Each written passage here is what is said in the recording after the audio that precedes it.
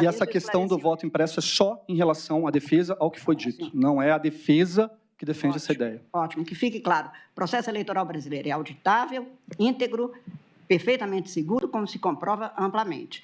Voto impresso, desde a introdução do voto eletrônico no Brasil, não estamos tendo.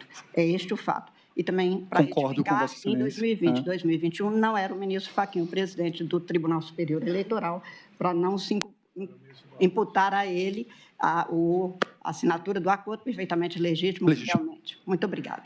Obrigada, presidente. Agradeço, ministra Carmen, agradeço ao doutor Paulo Renato Garcia Sintra Pinto e concedo a palavra agora ao doutor Demóstenes Lázaro Xavier Torres, que fará a sustentação oral pelo réu Almir Garnier Santos. Doutor Demóstenes, seja bem-vindo à tribuna. Tem até 1 hora para a sua sustentação oral.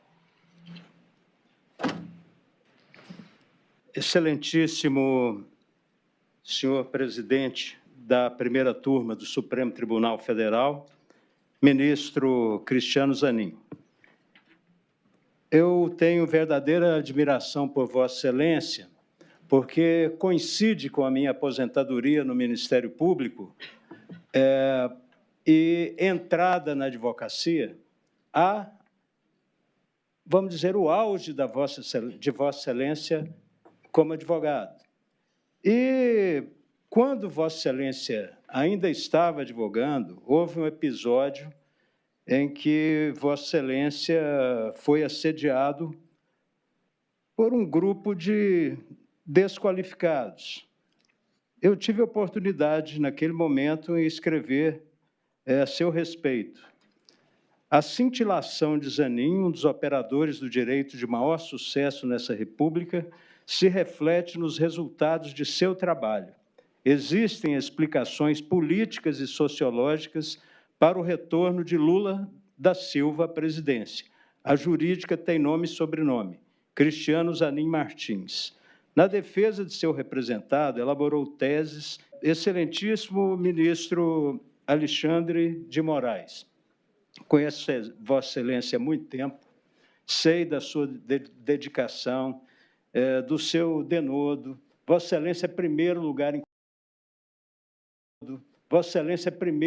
em concurso. Quando Vossa Excelência passou com 21 anos de idade, eu já estava no Ministério Público, nós todos o admirávamos e o admiramos, né? E acredito firmemente que Vossa Excelência tinha um destino iluminado. Vossa Excelência professor, escritor,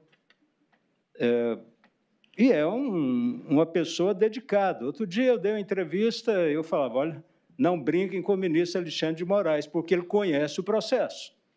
Ele não é alguém que esteja ali se deliciando com algo que não seja a própria consciência dele. E eu tive a oportunidade também de escrever sobre Vossa Excelência, que concluía dizendo assim: quer enfrentar Moraes? Use instrumentos republicanos. Está insatisfeito com suas decisões no Supremo? Recorra. É o que os advogados têm feito. Supõe saber mais de direito constitucional do que ele? Debata nos autos e audiências. Mostre conteúdo intelectual e documentos. Publique artigos e livros. Tudo sem nada de discurso de ódio. Também tive a oportunidade de elogiá-lo em vários encontros e palestras, porque acredito firmemente em Vossa Excelência.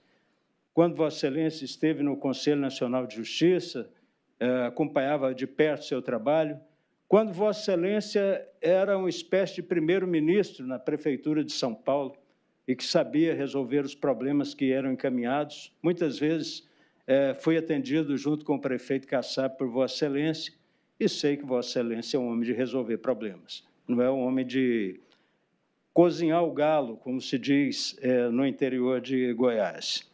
Excelentíssima senhora ministra Carmen Lúcia, que também tenho a honra de conhecer há muito tempo, desde que era procuradora do Estado de Minas. Eu era procurador-geral de Justiça, 34 anos de idade, uma irresponsabilidade.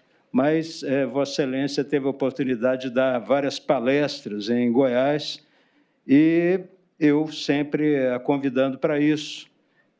E tem feito um grande trabalho no Supremo Tribunal Federal e no Tribunal Superior Eleitoral. Ministro Flávio Dino, volto um pouco antes para fazer a saudação ao ministro Luiz Fux. Não sei se erro, porque eu olhei no Google e eu vi aqui o almirante, o brigadeiro Batista Júnior, deu um número completamente furado, porque olhou no Google, de fuzileiros navais. Mas dizem que Vossa Excelência passou também em primeiro lugar no concurso para o Ministério Público. E isso é um grande feito, né? Uma pessoa que já começa de forma qualificada e que tem demonstrado isso durante sua carreira. Eu lembro muito bem da sabatina de Vossa Excelência. Vossa Excelência saiu aplaudido de pé. Eu tinha acabado de deixar a presidência da Comissão de Constituição e Justiça. Eu sou uma espécie de idiota da objetividade. Se eu tivesse na presidência, não teria deixado, porque, como aqui, nós somos advertidos. Não aplaudam, não façam barulho, não façam isso, nem façam aquilo. Mas Vossa Excelência brilhou grandemente de lá para cá. Ministro Flávio Dino, o ministro dos três poderes, né? Como nós já tivemos vários aqui, alguns, melhor dizendo, ministro Prado Kelly, ministro Aliomar Balieiro, ministro Nelson Jobim, de quem Vossa Excelência foi juiz auxiliar, né? E Vossa Excelência, talvez ocupando os três postos mais importantes no Executivo. Só lhe faltou a presidência da República, mas é muito jovem ainda, quem sabe esse dia ainda não chega. Eu quero dizer que acho que Vossa Excelência teve premonição de que seria ministro do Supremo Tribunal Federal. Por quê? Quando eu era senador e Vossa Excelência era deputado federal, Vossa Excelência aprovou várias leis, ou propôs, e eu no Senado tive oportunidade de relatar, e uma delas, né, que se tornou a Lei 12.019, de 21 de agosto de 2009, dizia o seguinte, que o Supremo, porque tinha que cumprir carta de ordem, o Supremo não tinha ministros criminais auxiliares, e Vossa Excelência disse que era permitido, e eu concordei totalmente, virou lei, ao relator nos processos penais de competência originária do STJ e do Supremo delegar poderes instrutórios e convocar desembargadores de turmas criminais dos tribunais de justiça ou dos tribunais regionais federais, bem como juízes de varas criminais de justiça dos estados na Justiça Federal e assim por diante. Depois, Vossa Excelência também apresentou uma emenda à Constituição que eu tive a oportunidade de relatar, em que Vossa Excelência alterava o artigo 103b da Constituição para modificar a composição do Conselho Nacional de Justiça, porque ficou uma falha.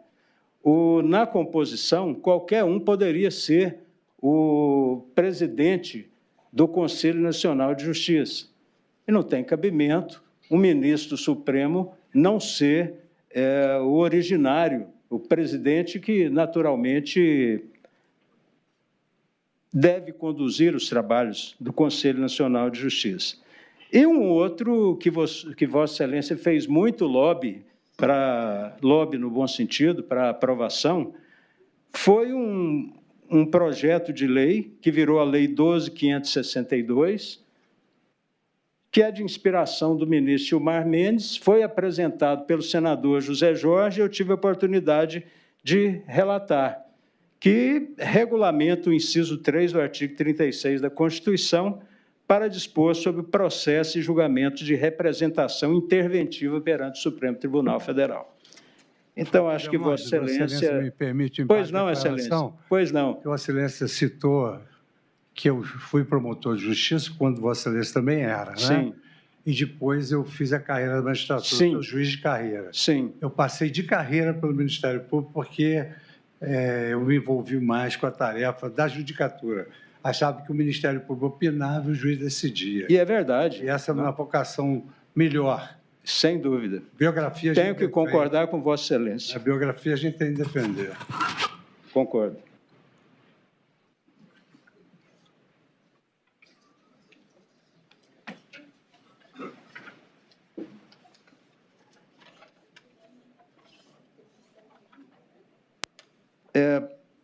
Eu gostaria de também cumprimentar a todos, todos os assessores, elogiando a doutora Cristina, que aqui hoje não se encontra, mas que nos acompanhou durante todo esse período.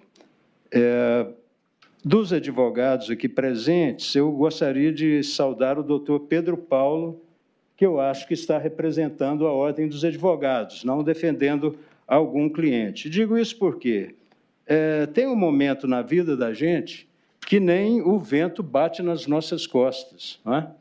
E eu precisei de advogados, e os advogados que me acudiram foram o Cacai, que é um meu amigo, pensamos completamente diferente, mas temos amizade.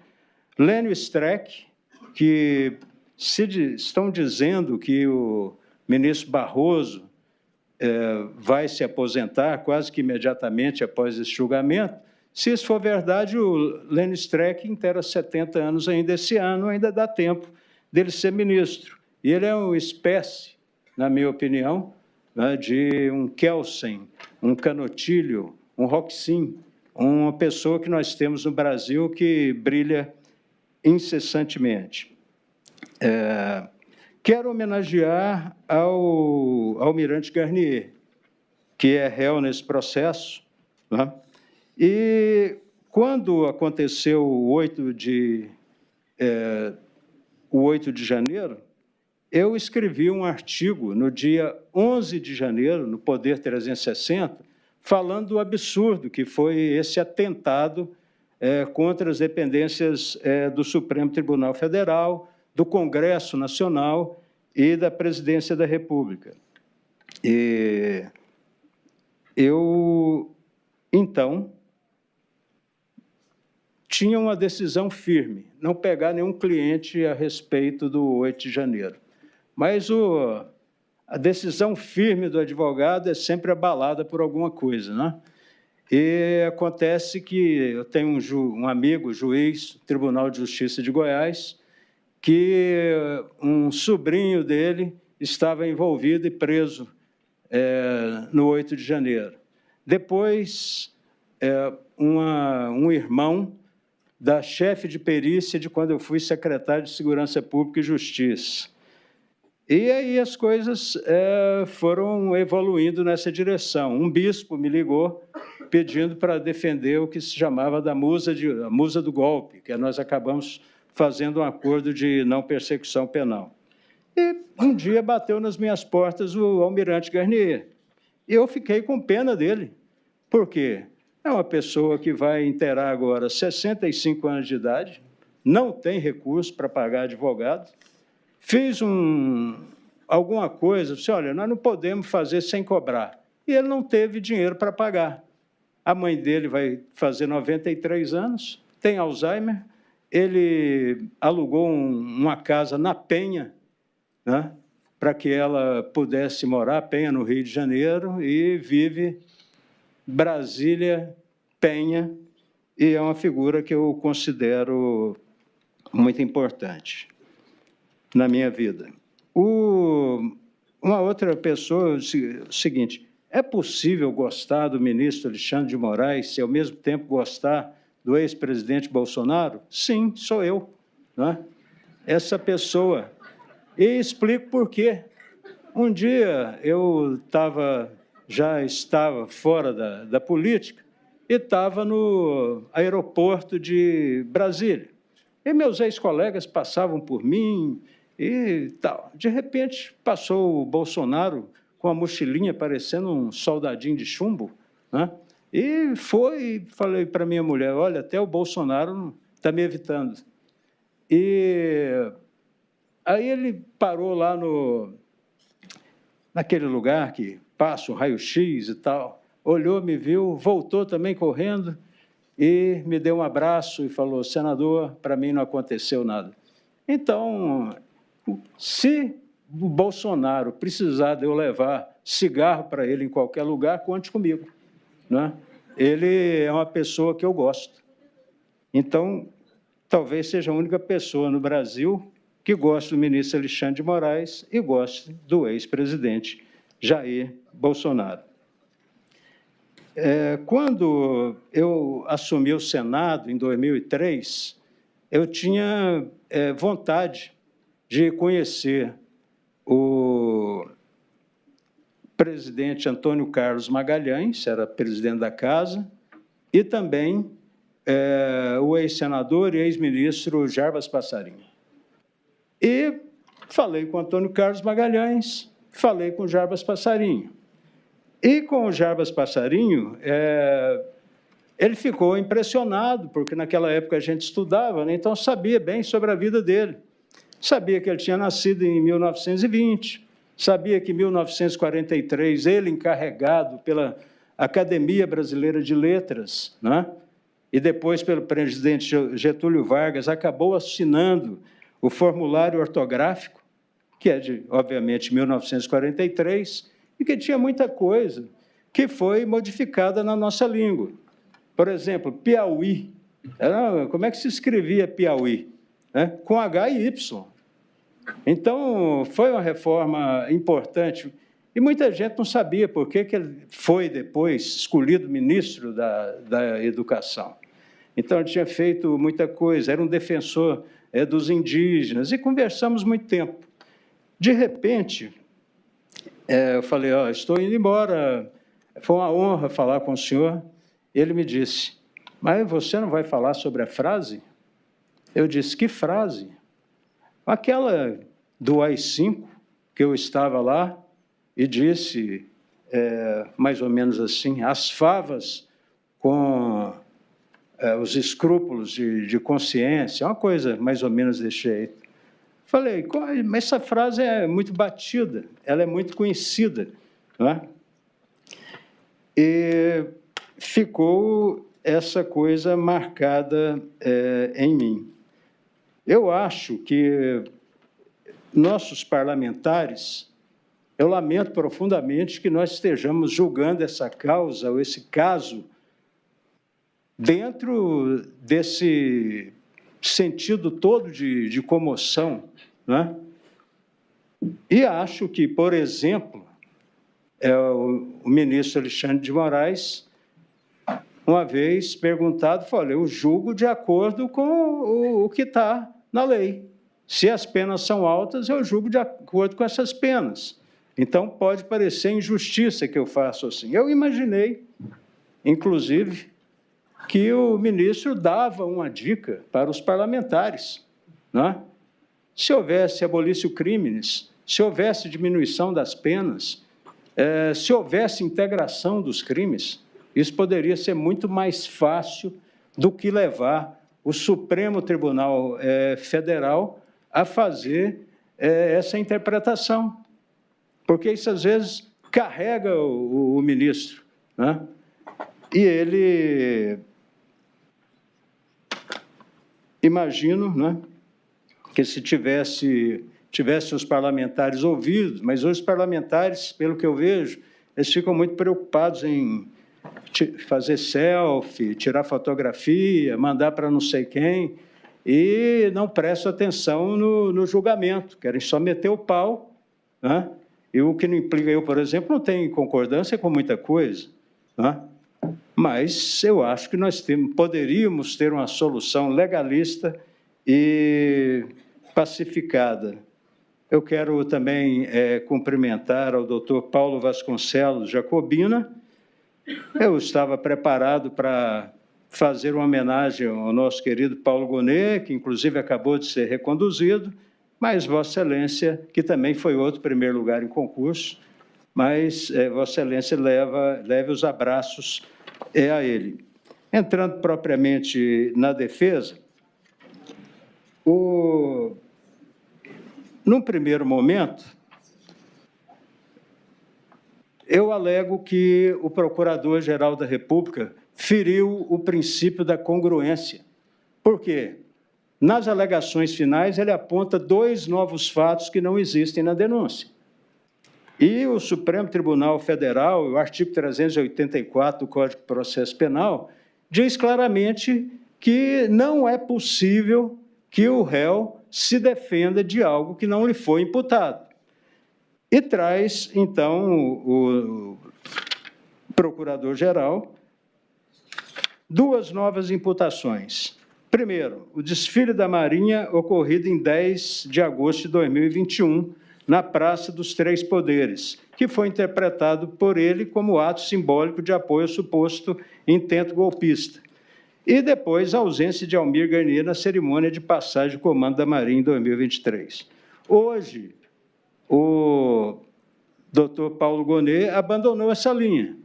Mas, como isso está nas alegações finais, estou fazendo constar, né, para que fique claro que isso é um caso expresso de mutatio libelli.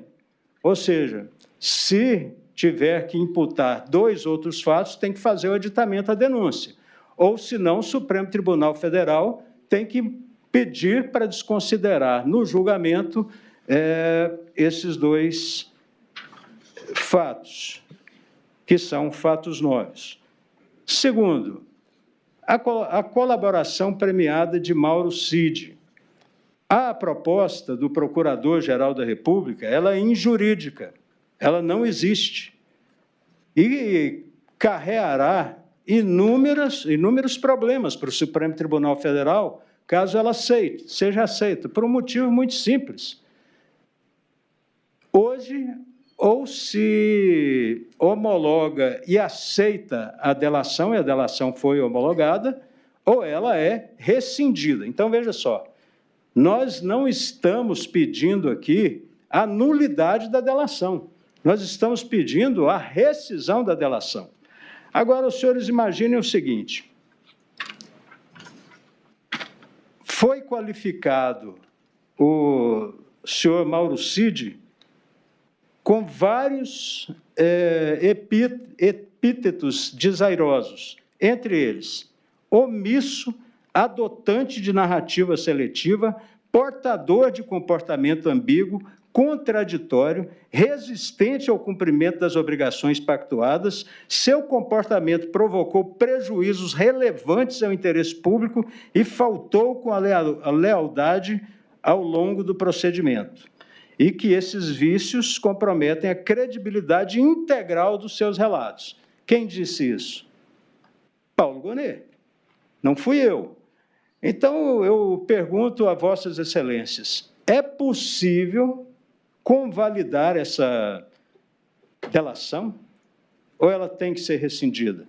Se ela tem que ser rescindida, e hoje eu vi uma ginástica feita pelo Procurador-Geral da República, para tentar dizer que, se ela for rescindida, os fatos permanecem rígidos.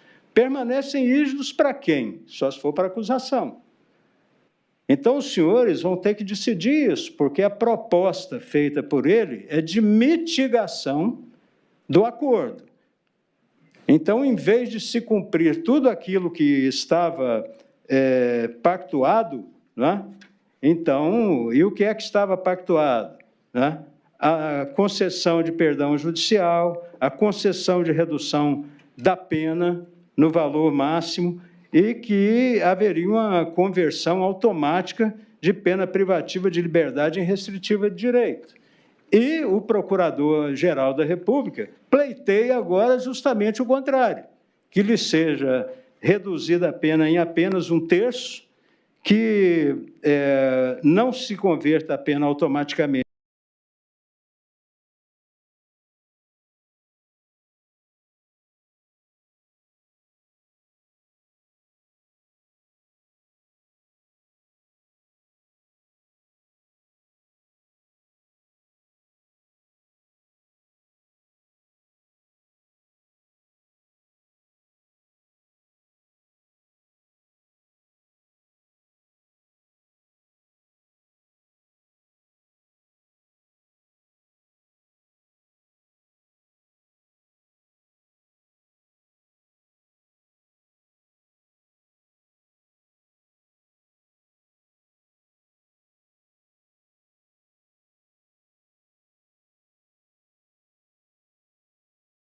Supremo. E o Supremo Tribunal Federal jamais deu guarida a esse tipo de mitigação. Por quê? Qual é o conceito? Qual que é a natureza jurídica, né? É a natureza de um ajuste formal, é de um contrato, onde a pessoa oferece a colaboração e, em troca, ela recebe benefícios. Então, eu peço a Vossas Excelências, nesse caso, que rescindam o contrato de colaboração. Isso implica no desmonte total da ação penal? Não. Haverá apenas o trabalho de se dizer qual prova foi produzida efetivamente, independentemente da colaboração viciada, e prossegue-se, se existir alguma dessas provas independentes, né, para análise de Sua Excelência o relator e, consequentemente de todos os senhores ministros.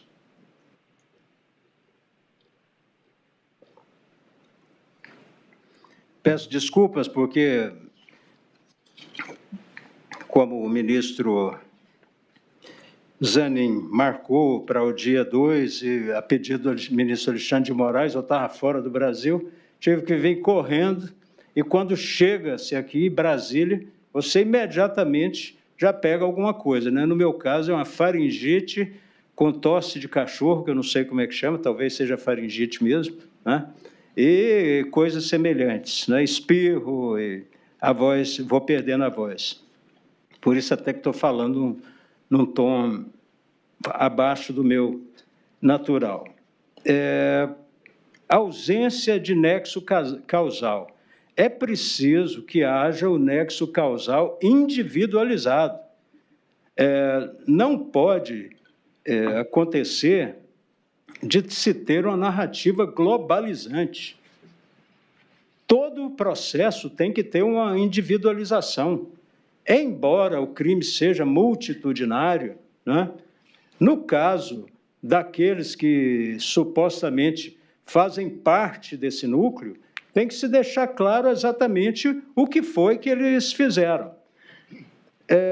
Eu digo que não há o nexo causal, e sim uma narrativa globalizante, com base numa pergunta feita ou várias perguntas feitas pelo nosso nobre relator, ministro Alexandre de Moraes, no dia 21 de novembro de 2024, às 14 horas, aqui no Supremo. Mauro Cid prestou esclarecimento.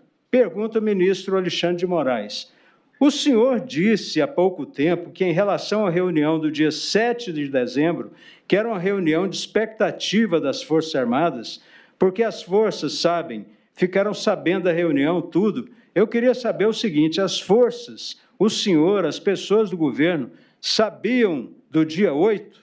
Cid: não, senhor.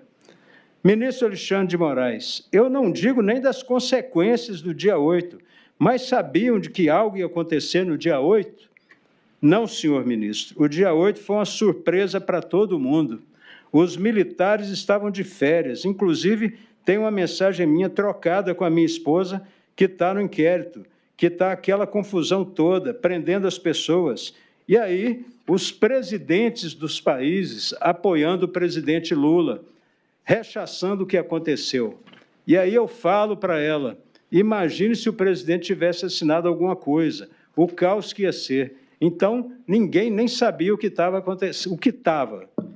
O dia 8 foi uma surpresa para todo mundo. Os militares estavam todos de férias. Eu já estava desligado, eu já estava de férias na casa do meu irmão. Realmente, foi uma surpresa muito grande. No mesmo sentido, quando interrogado no curso da ação penal, Mauro Cid negou que os acusados tinham ciência prévia do 8 de janeiro. Pergunta ao advogado: muito obrigado. Eu queria saber, senhor ministro relator, se ele teve algum conhecimento a respeito dos fatos do 8 de janeiro, evidentemente antes do 8 de janeiro. Ministro: o senhor teve? Réu: não, senhor.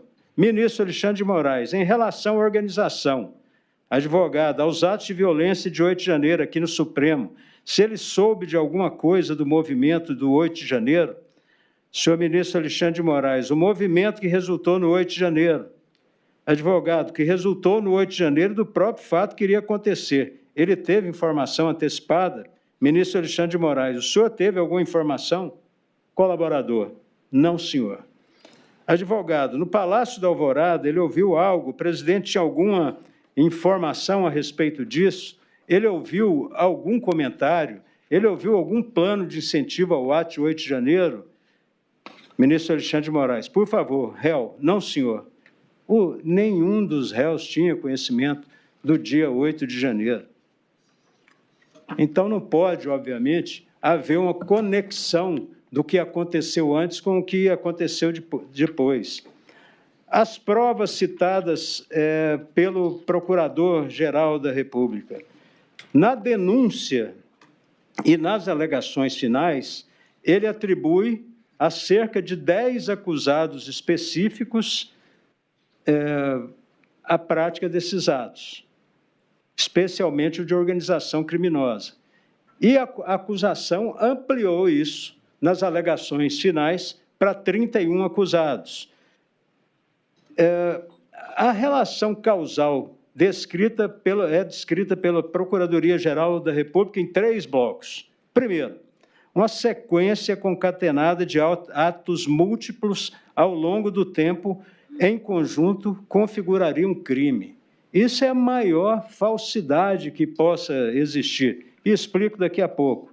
A unidade finalística entre todos os agentes, todos queriam o golpe, mas não descreve a conduta individualizada de ninguém. Apogeu do plano violento em 11 de janeiro. Aí conecta atos anteriores e diversos ao resultado, já negados, inclusive, pelo próprio colaborador. Com essa narrativa, ele corta o nexo causal, o que na ciência penal inviabiliza qualquer condenação. Isso é o básico, né? Ação, resultado e nexo causal. Se não tem nexo causal, o resultado não aconteceu por conta da ação. Roxin traz mais um elemento, que é a criação do risco proibido. A ação, ela tem que ter um risco proibido, ela não pode ser um risco permitido.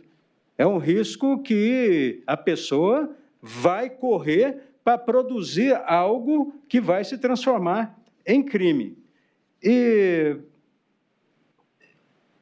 a crítica ao sistema eleitoral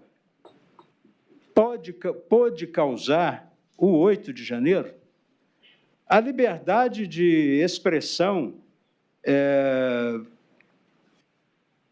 ela pode ser criminalizada? As coisas mais desagradáveis, elas podem ser ditas em nome da liberdade de expressão. As pessoas mais detestáveis, elas podem dizer o que elas pensam. E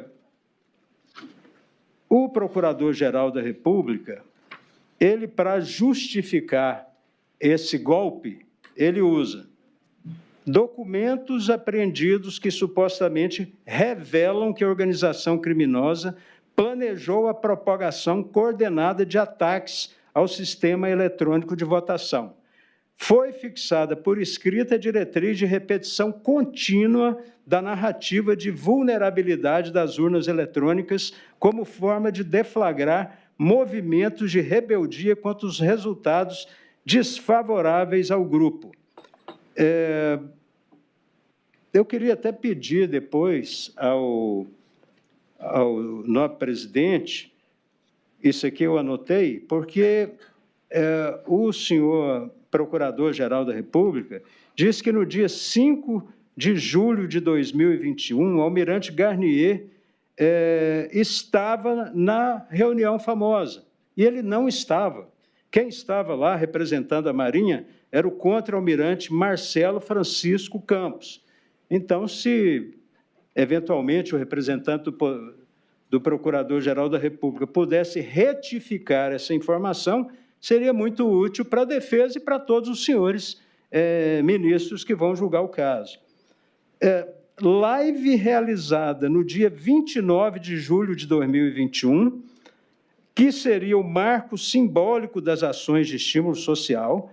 O marco simbólico foi a live transmitida, diz o Procurador-Geral da República, diretamente do Palácio do Planalto. Apresentou uma série de alegações falaciosas sobre o sistema eleitoral, em manobra que se mostrou voltada a direcionar a opinião pública para a hipótese de insurreição. Então, veja que o Procurador-Geral da República usa a expressão o marco simbólico. O direito penal moderno é o direito penal dos fatos, não é o direito penal simbólico. Já morreu, isso não existe mais. Né? Qual é o fato? Não, isso aí simbolicamente levou a isso. A entrevista concedida em 3 de agosto, supostamente intimidando o ministro Luiz Roberto Barroso, eu confesso que jamais vi o ministro intimidado. Né? Entrevista nos pingos dos is, com a finalidade de reiterar alegações infundadas contra o sistema eletrônico de votação.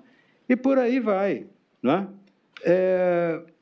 Eu mostro para Vossas Excelências o seguinte: isso aqui é um projeto de lei de autoria do senador Lindbergh Faria, que até há pouco estava aqui, e cujo relator fui eu mesmo. E o que com toda a razão, que tem a ministra, em 2011, tinha sido uma lei aprovada em 2008 ou 2009, que dizia que o voto de 2014 seria impresso.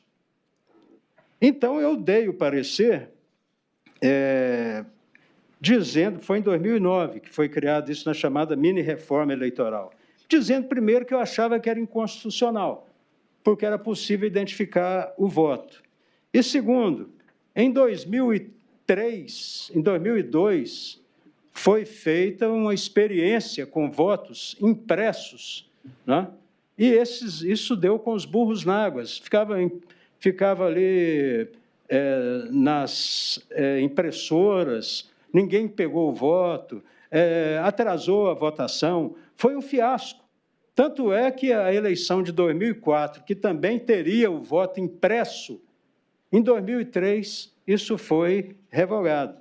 Então, há uma pessoa que sepultou, naquele momento, o voto impresso no Brasil. E essa pessoa fui eu. Né? Então, eu digo, não me ofende de forma alguma, embora eu conto até a origem, por que isso aconteceu. Eu era promotor na minha primeira cidade, e aí, naquela votação que marca, não era bem um voto impresso, mas apareceu uma pessoa dizendo para mim, promotor, eu vou matar minha família. Por quê? Eu só tive um voto na urna que nós teríamos todos que votar. Vou matar minha família. Eu procurei o juiz, naquela época, os senhores sabem, não era fácil do jeito que eu estou contando. A gente tinha que fazer um recurso, mandar essas urnas para cima, lá eles teriam que fazer a recontagem, ou mandava fazer a recontagem. Vamos fazer essa recontagem? Vamos. E apareceram os votos da família. Então, eu nunca confiei nesse tipo de voto. Né? E depois, o hoje desembargador Veloso me conta que quando ele, aqui do TRF1, me conta que quando ele era promotor no Piauí, aconteceu também exatamente a mesma coisa. Agora, me diga uma coisa, se alguém disser que essa urna ela é sujeita a fraude, se essa urna ela pode levar a uma série de sabores, que a única maneira de se auditar não é a da urna eletrônica, é desse voto impresso. E se, eventualmente, o Congresso ceder a essa solução e voltar o voto impresso, isso, de alguma forma, configura golpe de Estado? atentado violento ao Estado Democrático de Direito. Então, nós temos que tolerar essas bobagens. Isso não... essa criminalização do discurso, nós acabamos depois perdendo o direito de dizer algumas das coisas que nós gostaríamos. Então, eu imagino que esse tipo de situação, ele, de vez em quando, a gente enfrenta. Nós não podemos fazer a criminalização do dissenso. Eu pego aqui uma reportagem, né, que mostra um caso em que aconteceu recentemente, em que Boulos, Ricardo Noblat, um jornalista, e o deputado federal Túlio Gadelha fizeram em emissora de rádio, né, ou nos locais próprios, né, da manifestação, uma manifestação, várias manifestações. No Twitter, Boulos disse: um lembrete para Bolsonaro. A dinastia de Luís XIV terminou na guilhotina. Além de ser um erro histórico, né? Quem terminou na guilhotina foi o Luís XVI. E a dinastia não começou com Luís XIV. Mas, enfim, jogo jogado. É um discurso de ódio, fazendo alusão à Revolução Francesa. Já Noblat publicou a mensagem: do jeito que vão as coisas, cuide-se, Bolsonaro, para que não apareça outro louco como o Adélio Bispo. E, em referência ao autor da facada, né, sofrida pelo então candidato a presidente, em referência ao Adélio, naturalmente. E, por fim, o deputado federal Gadelha curtiu um comentário de uma usuária do Instagram que sugeria: uma facada verídica resolveria tudo. Então, o Ministério Público Federal, primeiro, houve uma requisição pelo ministro da AGU, se não me engano, naquela época era o hoje ministro do Supremo, né? E o Ministério Público Federal deu o seguinte parecer: a favor do arquivamento das investigações devido à ausência de dolo e de risco à soberania nacional. Na nova decisão, também não foi constatada a intenção específica de ofender a honra de Bolsonaro. Teria ocorrido apenas uma crítica de caráter político, com expressões insignificantes do ponto de vista criminal. É previsível que haja manifestação de pensamentos, opiniões e ideias em redes sociais a respeito da conduta de pessoas que exerçam cargos políticos. Isso tudo é o parecer do Ministério Público. A defesa de Boulos disse o seguinte: a liberdade de expressão é um direito constitucional que encontra limites apenas na verdade e na ciência, não sendo suscetível, assim como as instituições de Estado, às vontades dos agentes políticos de ocasião, ou seja, não sendo suscetível às vontades dos agentes políticos de ocasião.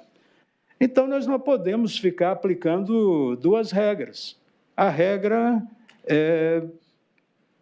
Bolsonaro alguém pode dizer que seria bom que ele tivesse sido morto com uma facada, ou que aquela facada foi fake, ou que a solução seria guilhotina. Então, tem que haver a tolerância contra esse tipo de discurso. É um discurso quase que de um débil mental, mas é um discurso. Nós vamos levar isso a cabo sempre. Já caminhando para o final, infelizmente o tempo é curto, né? Eu tenho a dizer que tudo isso insere-se dentro do exercício da liberdade de expressão política. Eu temo o seguinte: eu contei a história do Jarbas Passarinho, e o ministro, foi ministro também, mas foi muito mais do que isso, Marco Maciel dizia uma coisa impressionante, ele dizia o seguinte: o problema do arrependimento é que ele vem depois. Tá? E eu, sinceramente, independentemente do resultado, eu acho que esse resultado ele não vai permanecer. A história vem aí em seguida. Né? E tudo aqui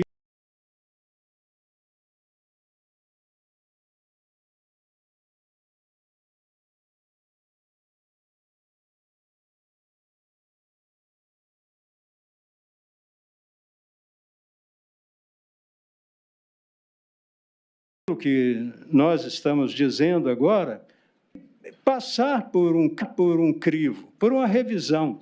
Talvez até se tivessem seguido o conselho sábio do ministro Alexandre de Moraes, não vou nem dizer conselho, mas a reflexão que ele fez. Não podia ter sido já resolvido esse problema se os parlamentares tivessem um pouco de tutano? Essas coisas não precisavam ter chegado a esse extremo. Mas eu gostaria de citar, eu não sei se a pronúncia é essa, porque eu comprei esse livro pela primeira vez, mas é Gustavo Maltausch, chama Contra Toda Censura. Ele faz uma citação: o princípio da liberdade de expressão existe precisamente para proteger o discurso dissidente. Ele existe para permitir aqui que o pensamento hegemônico considera ofensivo, errado, ruim, protege o discurso que nós consideramos vil e odioso. Se ele protege até isso, ele protegerá todo o resto. E assim nós teremos, sobre a força inabalável desse princípio, a liberdade para pensar, falar e criticar o que quisermos. É preciso, assim, defender a livre expressão de todos, inclusive a dos nossos maiores e mais odiosos inimigos. Eu passo para as imputações que são feitas contra Garnier de uma maneira específica. Hoje, o procurador-geral ele ficou apenas com a afirmação de que ele teria colocado tropas à disposição, abandonando, evidentemente, por ausência de lastro. Por exemplo, a nota que foi assinada no dia 11 de novembro, ou publicada no dia 11 de novembro de 2022, ficou provado que os 3 comandantes assinaram, não a mando de Bolsonaro, mas porque eles queriam abaixar a temperatura no país. A outra acusação de que Garnier, no dia 7, e é bom lembrar isso aqui, porque o que acontece? Sua Excelência, o Procurador-Geral da República, ele diz o seguinte, que ele nunca afirmou, categoricamente, que isso teria acontecido no dia 7. Diz o seguinte: a defesa de Almir Garnier também procura alegar que a denúncia é omissa quanto ao momento exato em que o almirante declarou seu apoio ao então presidente da República. Sustenta que, de acordo com os comandantes, Garnier teria colocado suas tropas à disposição em encontro posterior ao dia 7/12, o qual não se encontra narrado na denúncia. A alegação não merece acolhida. A denúncia é expressa ao afirmar que as investigações apuraram uma série de encontros, nem todos com data especificada, voltadas à apresentação das medidas excepcionais, e deixa claro que todos esses encontros não há notícia de resistência de Almirante Garnier ao intento golpista. Ou seja, fui eu que disse que foi dia 7 de dezembro. No entanto, o que diz a denúncia? Em relação ao almirante de esquadra Almir Garnier Santos, os depoimentos prestados pelo general Freire Gomes e pelo tenente brigadeiro Batista Júnior apontam que, na reunião de 7 de dezembro, no Palácio da Alvorada, então o comandante da Marinha se colocou à disposição de Jair Bolsonaro para seguir as ordens necessárias ao cumprimento do decreto. Então, realmente, o Procurador-Geral da República disse que no dia 7 aconteceu isso, e agora mudou de opinião, é direito. Só que ele fala que isso teria acontecido numa outra reunião. A outra reunião que aconteceu foi no dia 14 de dezembro. E aí já vem o procurador-geral dizendo: pouco importa nesse sentido se a fala contundente de Garnier foi proferida exatamente no dia 7 de dezembro de 2022 ou poucos dias depois. A imputação que lhe recai não se resume a uma fala em um dia específico, mas sua adesão a todo processo criminoso de mobilização das Forças Armadas em prol de uma ruptura internacional. Ele está dizendo que foi numa reunião posterior.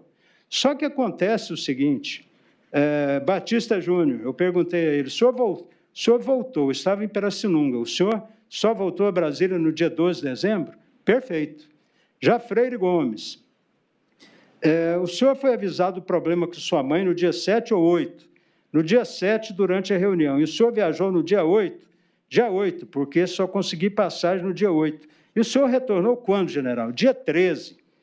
Entre esses dias, reuniões que estão aqui nos autos são dia 7 e 14. Entre o dia 7 e 14, esse período que o senhor foi ver sua mãe que estava doente, o senhor chegou a fazer alguma reunião, ainda que virtual? Não. Então, não existiu essa reunião. Foi afirmado que era dia 7 e isso não existiu. Então, essa é a acusação principal. A outra é gente que teria elogiado, manda sentar o pau no fulano de tal e elogiar o Garnier. Isso é prova de quê? Isso é acusação de quê? Qual é o fato objetivo contido nisso? E outra coisa, em relação a esse nexo causal, o presidente da República, Luiz Inácio Lula da Silva, tomou posse no dia 1º. Se ele quisesse desfazer o que estava lá na frente, ele confiou no comandante do Exército, tanto é que ele o demitiu, confiou no GSI, que depois foi demitido também, né? Ele teria acabado com aquela manifestação. Outra coisa, vem o procurador-geral e diz, até o dia 14, queria convencer os ministros das Forças Armadas. Os ministros, eles são subordinados. Se eles quisessem, eles podiam... O presidente Garnier, perdão, o presidente Bolsonaro poderia ter trocado o comandante do Exército da Aeronáutica, se esse fosse um empecilho. Eles eram subordinados, eles não tinham que ser convencidos, né? E, evidentemente, se estivesse o Bolsonaro, eu acho que todo mundo aí está indo de embrulho por conta do Bolsonaro, se tivesse o Bolsonaro querido o evento do dia 8 de janeiro, com um simples assovio, ele botava lá 200 mil pessoas, não 2 mil. Essa narrativa do 8 de janeiro ela é bastante inverossímil. E eu alego ainda mais uma situação. Se tudo isso aconteceu, que nós aqui não vamos repetir, se tudo isso aconteceu, não é verossímil que eles desistiram? Se isso aconteceu, eles não desistiram? Aconteceu um fato aqui no Supremo Tribunal Federal que todo mundo conhece. Rodrigo Janot, um jornalista ali apelidou de Janot de Santo Cristo, entrou armado no Supremo Tribunal Federal para matar o ministro Gilmar Mendes. E o que aconteceu? Nada. Por quê? Porque ele desistiu. Então, não há uma reação contra a desistência ou arrependimento eficaz. Não, já começou a fazer, mas se arrependeu. Então, são várias as alternativas postas para Vossas Excelências, que demonstram a incongruência narrativa dessa acusação. Eu defendo, obviamente, o almirante Garnier. Ele, evidentemente, não fez nada disso. E o desfile do dia 10 de agosto, que também agora, sem aditamento, foi posto, 10 de agosto de 2021. Olha, basta ir no Google. Há um ofício endereçado ao ministro Alexandre de Moraes, do atual comandante do Exército, comandante Olsen, comandante do governo Lula, dizendo que houve o planejamento no dia 7 de julho para o desfile no dia 10 de agosto. E aí vai-se lá e busca. No dia 5 de agosto, essa proposta foi rejeitada numa comissão especial. No dia 6 de agosto, o presidente Lira, então presidente, disse que ia pautar. E no dia 10 de agosto, o dia do desfile, ele pautou e votou. Então, quem fez essa pauta foi o presidente Lira. Isso está aí, basta buscar. A manchete do dia no Jornal do Senado era: entenda a polêmica do voto impresso. Entenda a polêmica do voto impresso. Por quê? Porque era um debate. Isso não é criminalização de nada. Eu agradeço a Vossas Excelências, peço a Vossas Excelências a absolvição do almirante Garnier por tudo que aqui foi dito. Se Vossas Excelências assim não entenderem a possibilidade da consunção, já admitida, no caso do ministro Cássio, ele não aplica nada. No caso do ministro André, que fez a requisição para o caso Boulos, Ricardo Noblar e Gadelha, ele aplica apenas um dos crimes, dizendo que o golpe de Estado é absorvido, é o princípio da consunção. E, no outro caso, é mais evidente ainda. Os senhores peguem o dano qualificado contra patrimônio e dano contra o patrimônio tombado. Um é o dano ao patrimônio público, outro é o dano ao patrimônio tombado. E é óbvio que o patrimônio tombado, se ele for público, ele absorve outro crime. Então, há várias alternativas, caso Vossas Excelências não se decidam pela absolvição, para que essa pena seja minorada. Eu agradeço a Vossas Excelências, foi uma honra muito grande poder estar aqui todo esse tempo, junto a essa tribuna do Supremo Tribunal Federal. Muito obrigado a todos os senhores. Agradeço ao doutor Demóstenes Lázaro Xavier Torres e concedo a palavra ao doutor Elmar Roberto Novak, que fará sustentação oral pelo réu Anderson Gustavo Torres. Doutor Elmar Roberto Novak, seja bem-vindo à tribuna. Vossa Senhoria terá o prazo de até 1 hora para a sua sustentação oral.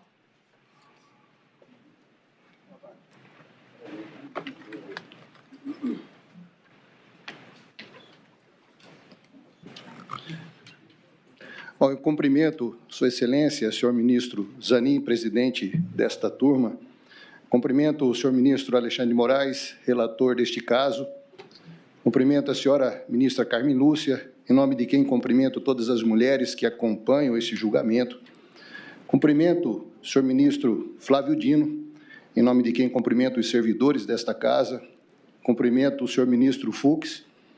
Cumprimento o doutor Paulo, aqui representando a Procuradoria-Geral da República, em nome de quem cumprimento todos os membros do Ministério Público, advogados, senhoras e senhores. Os vergonhosos atos do 8 de janeiro de 2023, o dia que teima em não acabar, certamente serão uma mancha, senhor ministro Zanin, na história do Brasil. E o Supremo Tribunal Federal agiu com energia e de modo pedagógico. Hoje é um dia histórico. E este julgamento, senhor Flávio Dino, não se confunde com vingança. Trata-se de justiça. E o que se pede neste momento aos senhores julgadores não é benevolência, mas aplicação firme da lei e do direito. Que as consequências sejam suportadas por aqueles que realmente têm responsabilidade, na linha do que foi dito pelo senhor ministro relator, com amparo nas provas, sem que haja dúvida razoável. O Supremo deve cumprir com a sua fiel missão de guardião da Constituição Federal, sem se pautar por questões políticas e ideológicas, e sem se curvar, senhor ministro Alexandre, para as pressões internas ou externas. A isenção é o que se espera desta corte. Corte que eu sempre defenderei, ministra Carmen Lúcia. Aliás, sempre defenderei as instituições do Brasil.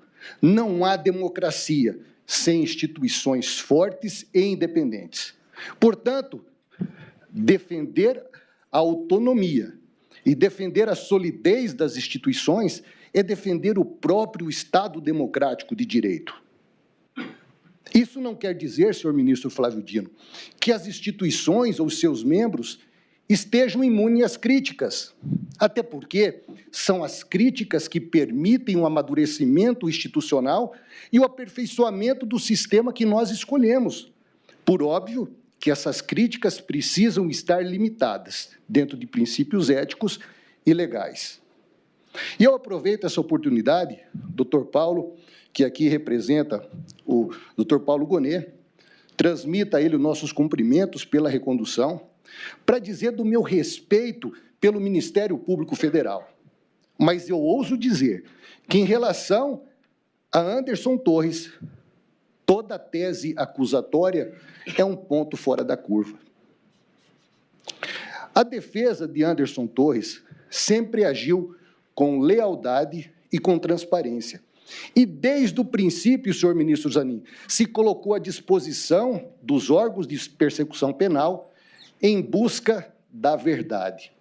Infelizmente, nem a Polícia Federal e nem o Ministério Público estavam interessados, naquele momento, na verdade. E eu logo mais justifico o meu posicionamento.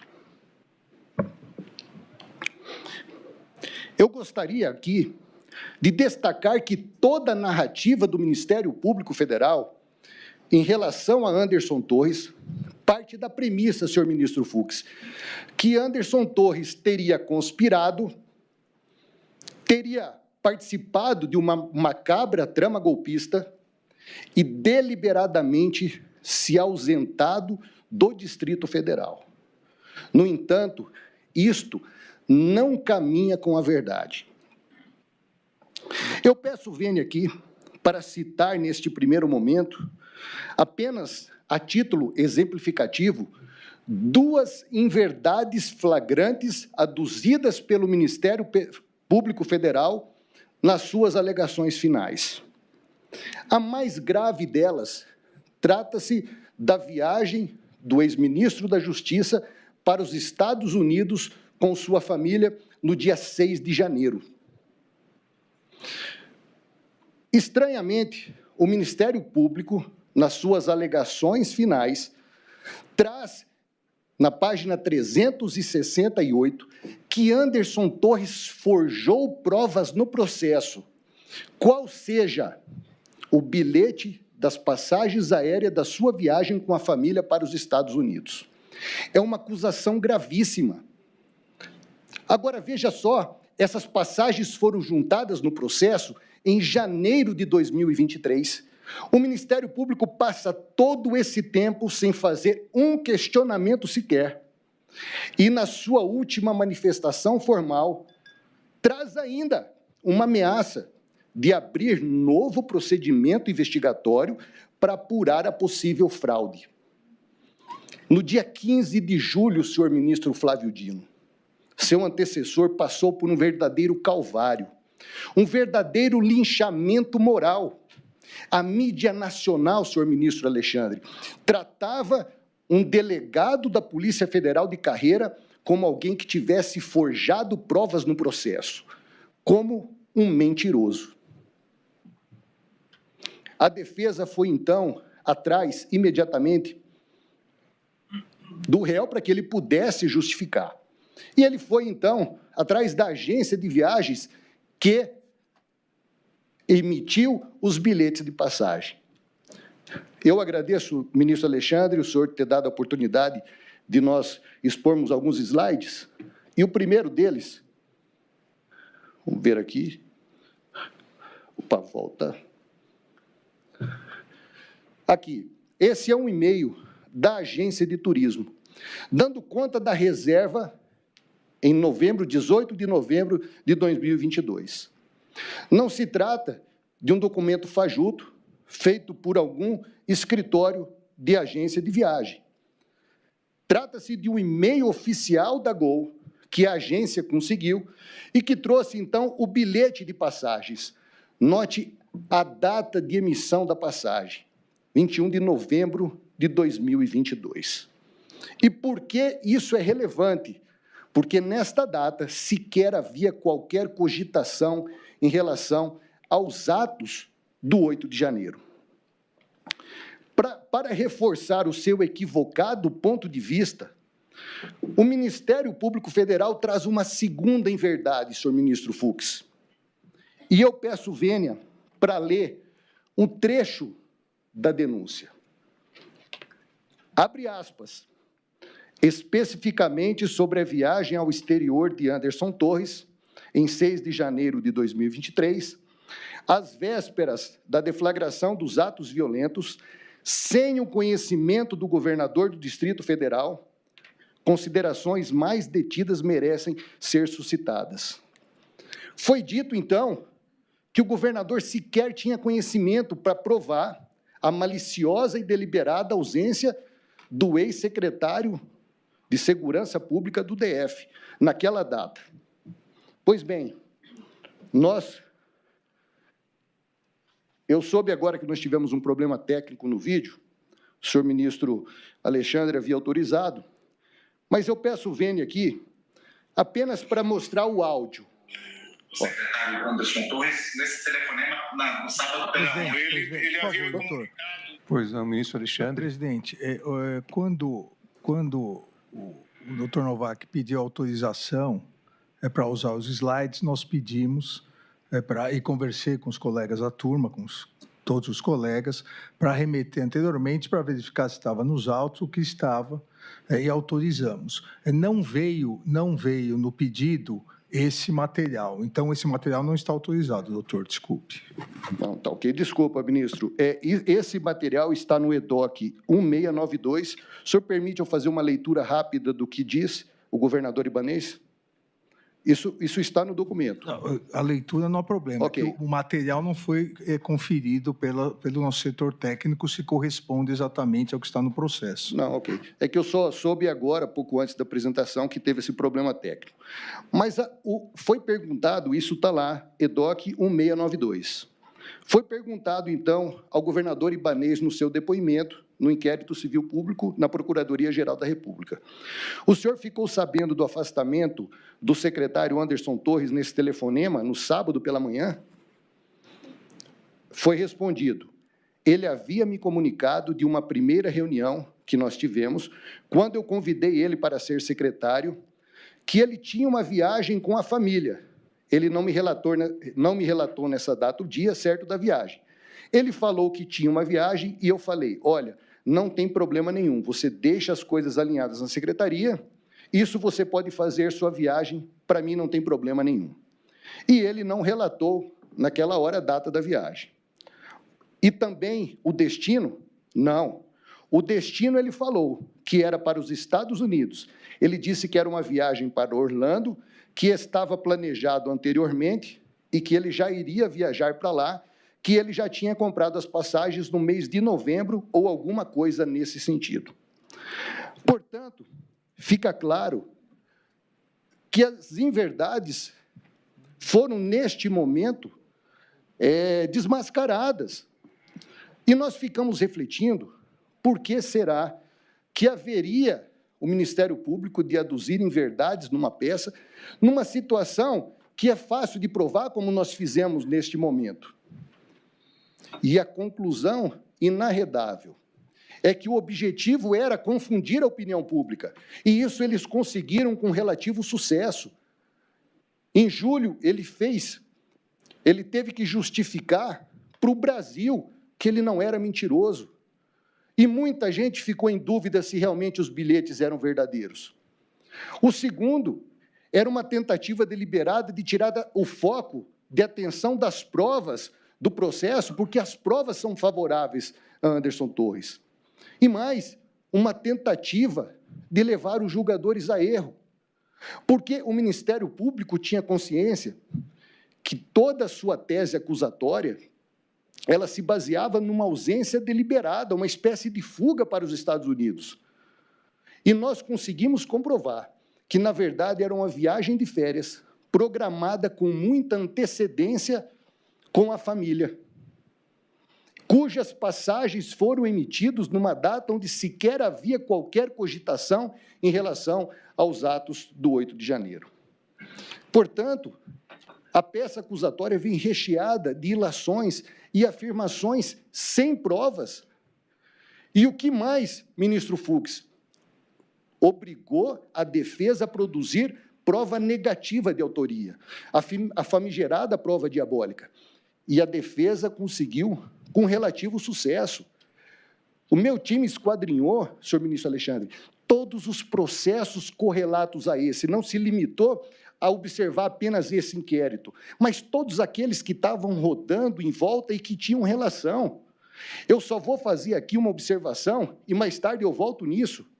Em nenhum dos processos, nas várias quebras de sigilo que foram encontradas, existe uma mensagem sequer que ligasse Anderson Torres diretamente às ações ou à trama maquiavélica de um possível golpe. Mas eu volto a isso. No mérito, a acusação sustenta, ainda que sem prova, 5 condutas de Anderson Torres.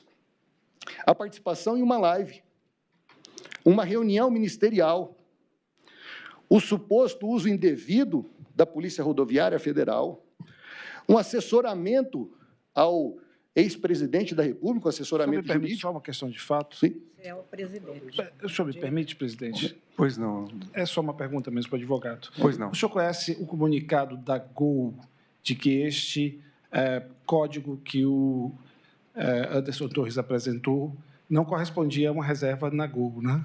Não, na verdade, foi juntado um ofício pela Então, PGR que não tinha um o senhor nome. reconhece que há um elemento nos autos que permite esta afirmação do Ministério Público? Não, o documento que nós recebemos Era só comprova isso, que obrigado. o código era aquele que foi indicado desde o início. Mas existe o documento da Gol que diz que esse código não corresponde à Eu reserva. não apurei a veracidade.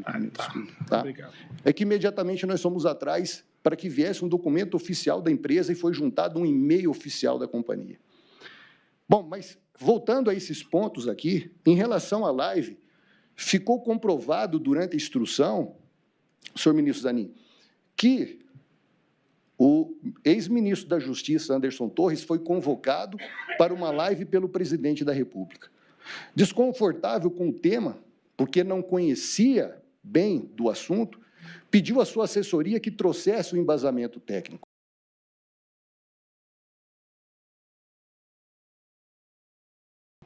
Trouxeram a ele, então, um documento oficial que foi encaminhado por peritos da Polícia Federal ao TSE. A própria assessoria preparou trechos que ele se limitou a ler. E eu aqui peço vênia para ler um trecho muito rápido do testemunho de Antônio Ramírez Lourenço, que durante a instrução, ele era o chefe da assessoria especial do ministro, e durante a instrução, ele deixa claro que foi ele que preparou o material para que o ex-ministro pudesse ler nessa live. E ele disse, eu me lembro que nessa semana, eu tenho praticamente certeza que foi na segunda-feira, eu recebi um telefonema do Planalto, acredito que tenha sido da SECOM, porque relacionava com muita gente, o gabinete informando que naquela semana haveria live tradicional do presidente e que dessa vez ela seria no Ministério da Justiça com a presença do ministro Anderson e a pauta seria urnas eletrônicas. E ele vem depois e explica que ele foi atrás desse material, trouxe, então, ao ex-ministro, e aí a PGR acusa que ele, durante a live, ele teria cometido o disparate de fazer alegações falsas sobre as urnas eletrônicas, que ele teria emitido opinião nesse sentido. E nós pedimos, então, ao ministro Alexandre de Moraes que deferiu uma prova importante, que é a perícia audiovisual. E a perícia, em relação à live, ela foi muito cirúrgica. E a conclusão foi o seguinte, a análise pericial técnica do conteúdo audiovisual disponibilizado indica que, durante sua participação na live, de 29/7/2021, o ex-ministro Anderson Torres realizou a leitura de trechos identificados como partes do relatório constante no EDOC 621. De autoria da Polícia Federal, não se observou manifestação opinativa ou juízo de valor na fala do ex-ministro, tampouco manifestações técnicas de autoria própria. Por que foi importante essa perícia? Porque dificilmente nós vamos da correria parar para ficar ouvindo o áudio para ver se realmente ele fez ilações. A perícia é técnica e ela é clara, é cara crachá. E ela mostra, então, que ele não emitiu juízo de valor. Os trechos lidos na live por Anderson Torres, abre aspas, são oriundos de relatórios da Polícia Federal e possuem natureza técnica, voltada à integridade e aprimoramento do sistema eleitoral. Portanto, sobre a live, o Ministério Público Federal silencia, porque, a partir do momento que nós temos um respaldo de provas técnicas, não há muito o que falar. Portanto, não se sustenta a tese de que ele teria usado aquele momento para falsas ilações em relação ao sistema eleitoral. Já a reunião ministerial de julho de 2023, segundo o Ministério, ele teria se aproveitado em favor de uma narrativa sobre fraude eleitoral e sobre ruptura. E veja só, na narrativa acusatória, na página 443 das alegações finais, o Ministério Público Federal, senhor ministro Fux, traz uma frase para mostrar o espírito golpista de Anderson Torres. É a mesma frase que a defesa usaria na sua defesa. Veja o que disse Anderson Torres. Depois que der merda, não muda nada, não. Desculpe o palavrão. Esse é o aspas. Olha o que ele disse. Depois que der merda, não muda nada, não. Isso está nas alegações finais, páginas 443 do Ministério Público. Dizer que essa frase tem um espírito golpista é zombar da inteligência de quem está ouvindo. É lógico que ele quer dizer, se der merda, ou seja, se perder a eleição, não há o que fazer. Aqui não se fala em tomar providência, não há o que fazer. Veja só, se depois que der merda, não muda nada, não. Então, essa foi a frase usada, e que a defesa traz para mostrar o espírito de aceitação em relação aos resultados da eleição. E Anderson Torres pede que os ministros, então, exponham sobre as suas atividades nas suas pastas. E eu peguei aqui vários relatos de testemunhas que participaram daquela reunião ministerial, senhora ministra Carmen. Por exemplo, Bruno Bianco, perguntado se havia algo de errado ali, ele responde muito claramente, doutor, na minha leitura, não. A gente estava em um período pré-eleitoral, havia disputa acirrada, sim, ânimos acirrados por conta de questões eleitorais. Havia um posicionamento específico, acho que estou tentando falar, sobre o que o ministro havia se posicionado na minha leitura e todos os outros. Posicionamento sobre quais as posturas do período eleitoral e pré-eleitoral. Mas eu não vi qualquer tipo de questão que envolvesse ruptura. Bruno Bianco era ministro da AGU. Eu podia trazer aqui ainda o relato do ex-ministro da Controladoria Geral da União, que diz, não, senhor, não tivemos nenhuma discussão sobre isso. Não se tratou de reunião para falar de ruptura, e basta assistir o vídeo. Existem palavrões, infelizmente palavrões ainda não são crime, mas, em termos de essência, nada que motivasse uma quebra da normalidade, muito menos na fala de Anderson Torres. Portanto, essa é uma questão que preocupa, porque nós precisamos sempre agir com a verdade. As causas passam, a nossa história fica. E quando chego aqui e trago as provas do processo, que a gente olhou em vários processos correlatos. A terceira, que se trata também do uso indevido da máquina estatal, ou seja, da Polícia Rodoviária Federal. Veja que durante toda a instrução não há uma ação direta de Anderson Torres. E eu vou aqui pegar a fala do senhor Procurador-Geral da República, doutor Paulo Gonet, quando ele fala do BI. Esse relatório de inteligência foi sugerido ao ministro Anderson Torres, como indicativo nos locais onde ambos os candidatos tivessem mais de 75% de votos, seria um indicativo de que algo estaria errado. Esse assunto foi levado para ele. E ele falou, mas por que não 80 ou por que não 70? Por que 75? Não havendo nenhuma justificativa plausível para esse número, senhor ministro Zanin, esse assunto foi totalmente desconsiderado. Agora, me chama a atenção, e eu faço questão aqui de ler, que esse BI teria sido solicitado a um funcionário chamado Clebson Ferreira de Paula, senhora ministra Carmen, que foi testemunha da acusação. Então, na denúncia, veja só como se faz um cavalo de pau aqui, senhor ministro Fux.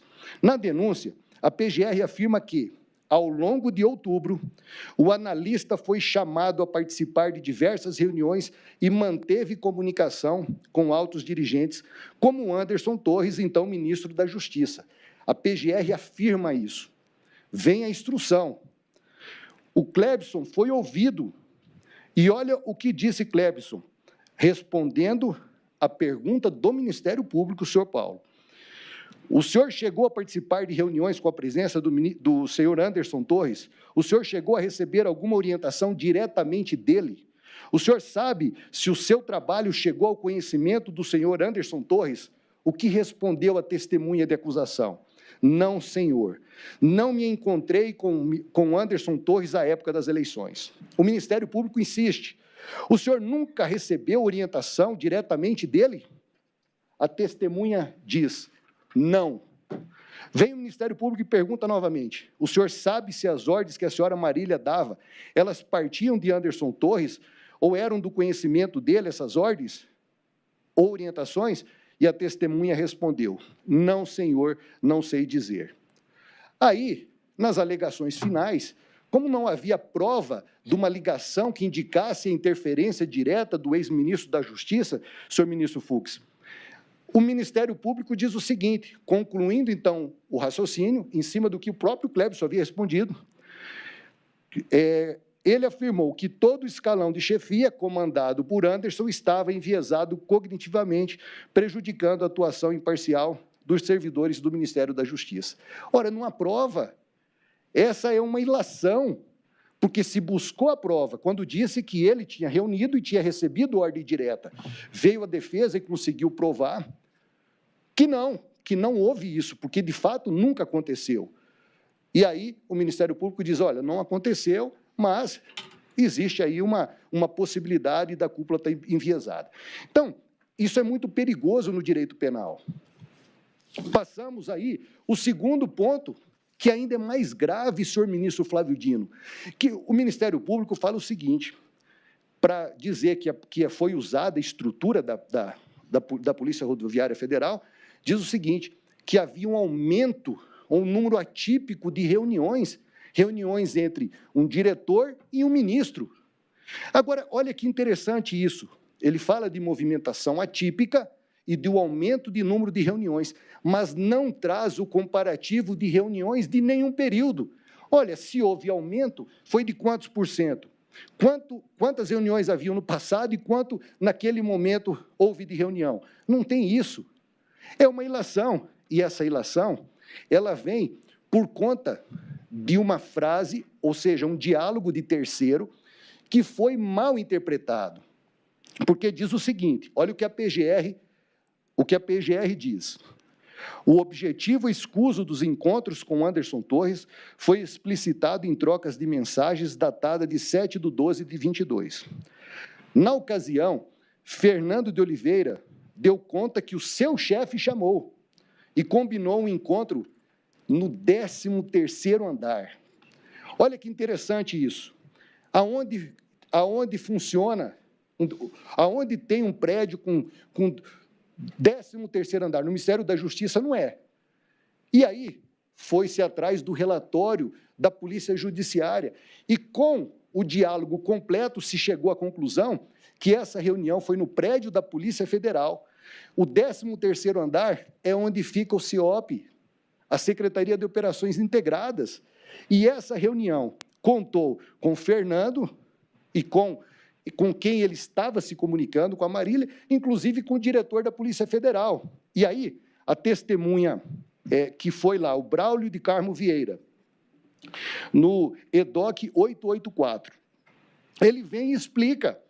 A Secretaria de Operações Integradas funcionava no 3º andar do Ministério da Justiça e passou ao 13º andar do novo prédio da Polícia Federal, em que a Secretaria se instalou diante de uma modificação de atuação e também pelo engrandecimento de atuação da Secretaria de Operações Integradas.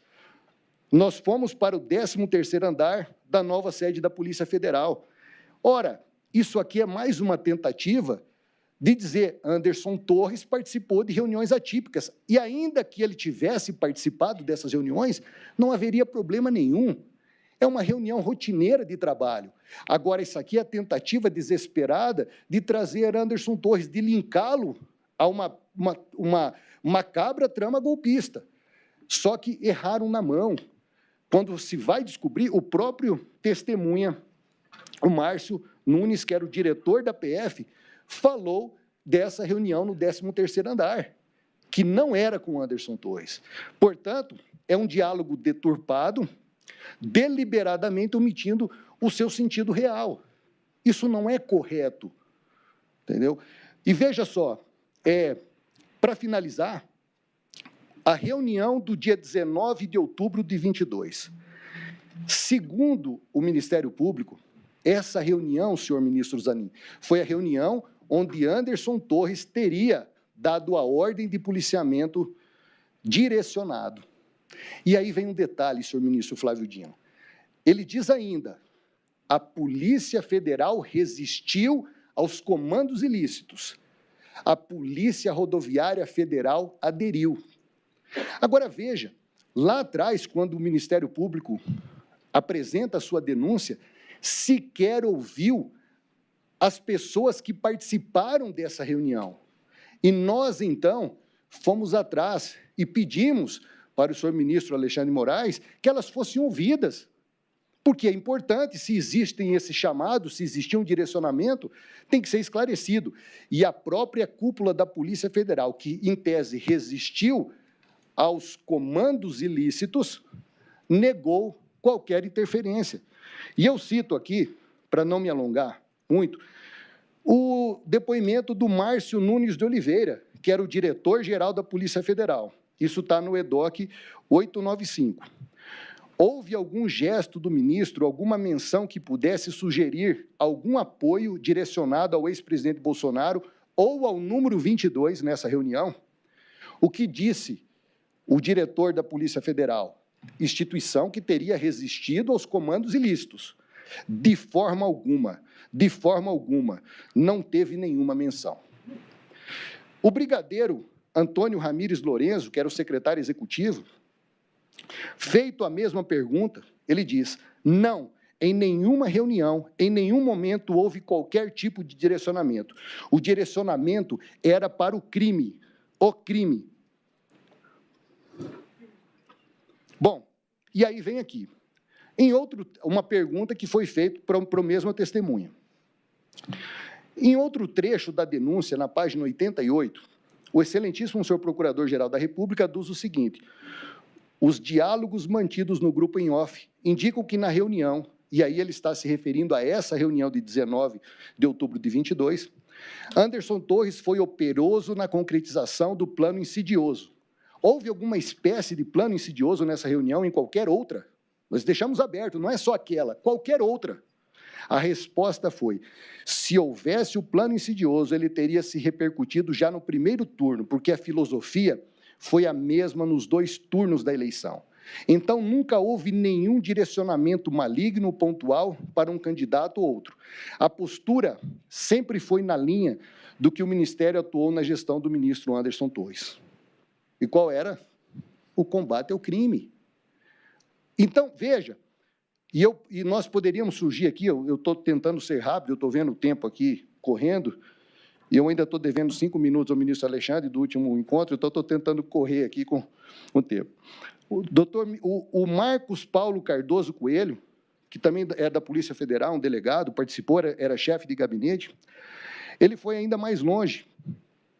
De modo algum, doutor, eu me recordo da fala do ministro, constante, no sentido de que o escopo de atuação do Ministério era viabilizar meios, recursos possíveis para que cada uma das unidades finalísticas, PF ou PRF, especificamente viabilizadas por meio da CEOP, fornecessem condições, dentro de atuação da esfera do Ministério, para que cada uma delas realizasse sua função constitucional. Perguntado novamente sobre a questão de gestos ou palavra ao número 22, ou ao candidato Jair Bolsonaro, ele deixou claro, o ministro foi, como disse, enfático em dizer que se tratava. Inclusive, eu me recordo do ministro dizer, não quero aqui que se persiga A ou B, nem para um lado e nem para o outro. Se houver crime eleitoral, nós precisamos atuar, que é o que sempre foi feito pela Polícia Federal. Ora, todos os integrantes da reunião foram unânimes. O Ministério Público, ele pega um trecho de uma conversa de um grupo de WhatsApp, onde um deles teria elogiado a postura de Anderson Torres e falado, você viu, o nosso ministro foi bem demais na reunião, isento. E o outro responde, em tom jocoso, em tom de brincadeira, isento nada, lascou um 22. Ora, e depois não soube explicar de onde veio essa conversa e todas as testemunhas da reunião foram claras e unânimes. Portanto, não há como se sustentar uma acusação com base em ilações e sem provas concretas. Não há provas em relação a este ponto. E eu passo, então, agora para o suposto assessoramento jurídico do ex-presidente. Toda tese acusatória... Doutor Novak, por favor, Sim. presidente. Apenas uma lacuna fática que eu acho relevante na sua impressionante e detalhada narrativa, muito bem concatenada. Vossa Excelência vem até o período próximo ao segundo turno. Isso. Eu não lembro, e li, claro, e essa é a razão, porque o senhor conhece mais do seu cliente do que, obviamente, os autos revelam, alguma tese para o dia da eleição. Voltemos no tempo, o segundo turno. Correto. Começa o dia e há, supostamente, bem supostamente, aquela ideia de cercos dirigidos da PRF, enfim. O ministro Anderson tem alguma tese quanto a este dia exatamente? Não, é que, na realidade, senhor ministro, isso não foi alvo das alegações finais ou da tese acusatória. Sim, tá? e Vossa Excelência não tem uma hipótese fática? Não, porque aí tem um inquérito específico da Polícia Rodoviária em que nós estudamos apenas por uma questão ilustrativa, como falei, nós pegamos todos os casos correlatos e que mostraram, sem sombra de dúvida, que todo o planejamento operacional de emprego, tanto do efetivo da PRF quanto da PF, foi institucional, não houve interferência do Ministério. Compreendo, obrigado. Tá? Então, sobre o assessoramento jurídico, senhora ministra Carmen, a tese do Ministério Público era que Anderson Torres teria participado de reuniões com os comandantes militares e o ex-presidente e prestado assessoramento jurídico. Essa era a tese. Veja o que falou na denúncia. É importante lembrar que os comandantes do Exército e da Aeronáutica confirmaram à Polícia Federal que Anderson Torres participou de reuniões sobre o decreto golpista, onde sustentava a possibilidade de decretação do estado de defesa. Veio a instrução. O brigadeiro Batista Júnior retificou seu depoimento em juízo e disse o seguinte, eu gostaria de fazer uma retificação. Não tenho a mesma certeza sobre a participação de Anderson Torres sequer em uma reunião.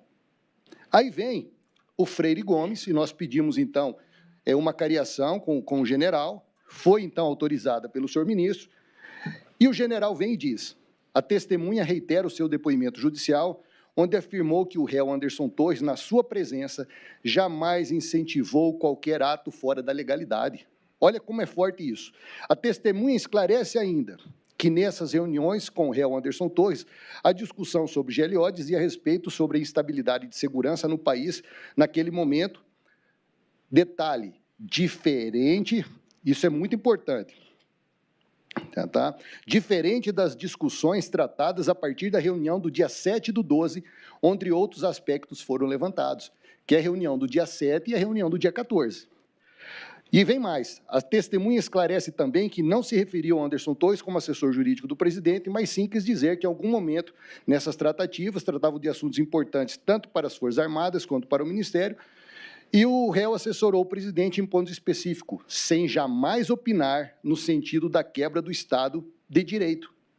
Então, não há dúvida que naquelas reuniões do dia 7 e do dia 14, onde teriam sido apresentadas uma minuta com teor antidemocrático, Anderson Torres não participou. A instrução deixou isso muito claro.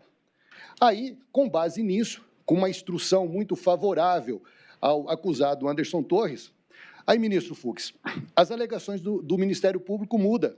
E ela vem o seguinte: a sua presença, a presença de Anderson Torres, a sua presença frequente no local, no mesmo período em que a minuta foi apresentada, e o seu amplo acesso ao presidente da República, sendo inconcebível que estivesse alheio às temáticas diretamente relacionadas com a sua pasta. Ora, mais uma vez, é achismo. E ainda bem que nós vivemos no Estado democrático de direito, onde, senhor ministro Zanin, o devido processo legal e as leis fazem toda a diferença. Não basta a instituição achar, ela tem que provar que ele, de algum modo, participou. Então, como na instrução ficou claro que ele não participou de reunião golpistas, não participou de qualquer ilação ou movimento antidemocrático, eles mudam, olha, mas não quer dizer que ele não sabia. É o Ministério Público que tem que provar. E aí, o segundo ponto desse assessoramento é a minuta do Google, onde a defesa sustenta, desde o início, que essa minuta estava circulando na internet e vinha sendo distribuída desde dezembro de 22, muito antes de ser encontrado na residência de Anderson Torres. E eu vou colocar aqui um trecho do slide que mostra. Bom, dentro do seu espírito cooperativo, nós, então, pedimos aos órgãos de persecução penal que investigassem a origem dessa minuta, quem postou essa minuta na internet, quem inseriu, e nós apresentamos, então, essa minuta. Inclusive, quem colocar aí, neste momento, conjur/DL, a minuta continua lá na internet. Nós corremos fazer uma ata notorial porque ficamos preocupados até de tirar ela da internet, mas não, continua lá. Quando nós pedimos isso, o Ministério Público pede, então, que o conjur explique quem colocou e quando colocou.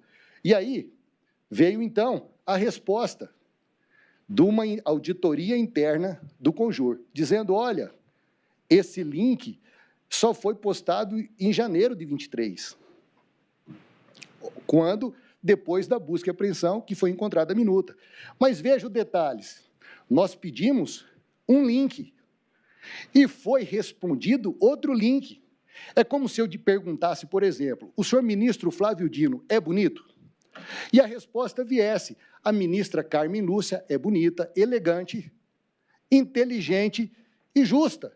Não falseou a verdade, mas não respondeu o que eu queria saber. Eu apresento um link e a resposta vem de outro link. Nós dissemos, olha, vamos atrás para saber, porque é importante. Os órgãos de persecução penal não acharam aquilo relevante. É lógico, para a acusação não é. Para a defesa seria, se for dado peso a essa minuta, que depois que nós mostramos que já circulava na internet, que vinha sendo distribuída para várias pessoas, e aí eu cito aqui o depoimento, na instrução, o depoimento do Valdemar Costa Neto, onde ele disse que, no seu depoimento na Polícia Federal, EDOC 1095, aquela proposta que tinha na casa do ministro da Justiça, isso tinha na casa de todo mundo. Muita gente chegou para mim agora e falou, pô, você sabe que eu tinha um papel parecido com aquele lá em casa? Imagina se pegam. Isso é para mostrar que essa minuta, a qual foi dado um peso descomunal de prova, não tem valor algum. Era uma minuta apócrifa que não fazia qualquer sentido, uma minuta que nunca circulou e que nunca foi discutida. E para encerrar qualquer dúvida em relação à minuta, senhor ministro Flávio Dino, nós pedimos uma perícia que foi autorizada pelo excelentíssimo senhor relator. E veja o que diz a perícia, a conclusão. Por outro lado, no que se refere ao EDOC 1096, documento atribuído a Mauro Cid, contendo 3 páginas, infere-se ausência total de compatibilidade formal, textual e estrutural com a minuta apreendida na residência de Anderson Torres. Ademais, à luz dos depoimentos de Marco Antônio Freire Gomes, Mauro Cid e Almir Garnier dos Santos, verifica-se preliminarmente uma distinção substancial entre o conteúdo apreendido e aquele supostamente apresentado em reunião referida nos autos. A minuta constante no EDOC 1098 não apresenta seção introdutória de considerandos e tampouco contém menção à decretação de estado de sítio, a garantia da lei e da ordem ou a prisão de autoridades. E nisso a gente encerra o assunto da minuta, para dizer essa minuta apócrifa encontrada, que está na internet até hoje, vinha sendo distribuída, jamais circulou e jamais foi discutida. Doutor, me perdoe, como Lógico. acabou a novela com Conjur? Nós insistimos e aí se chegou à conclusão que não era importante saber quem postou. Ok, obrigado. Ok? Como foi indeferido, a gente também não insistiu, porque nós entendemos aí que não tem mais peso de prova e, de fato, a própria PGR não forçou mais em relação à minuta. Mas era importante a gente esvaziar esse assunto em relação a esse tema. E, por fim, e cabe mais um detalhe, senhor ministro Flávio Dino. No exame datiloscópico que foi feito, não foi encontrada impressão digital de nenhum dos acusados. Portanto, mostra que realmente aquela minuta totalmente inservível e na instrução, senhora ministra Carmen, foi explicado exatamente como aquela minuta chegou e isso ficou mais do que esclarecido. Agora, por fim, eu vou falar sobre a omissão dolosa, suposta omissão dolosa de Anderson Torres no 8 de janeiro. E tem um detalhe que me chamou a atenção nas alegações finais do Ministério Público, que é na página 369 a 370, que nas alegações finais reconhece que a conduta de Anderson como secretário de Segurança no DF teria, abre aspas, clara postura de descaso e negligência com seus deveres profissionais. Ora, no que tange a postura negligente, é claro que, nesse caso, o órgão acusador admite a ocorrência de culpa e, assim sendo, afasta o elemento subjetivo do tipo, que é o dolo. Mas eu vou falar um pouquinho da questão fática, porque Anderson Torres assume no dia 2. Ele não desmonta a secretaria, ele leva para lá apenas 2 assessores. Tá? No dia 5 de janeiro, tem algo que chamou muito a atenção. Eu vou colocar aqui no slide.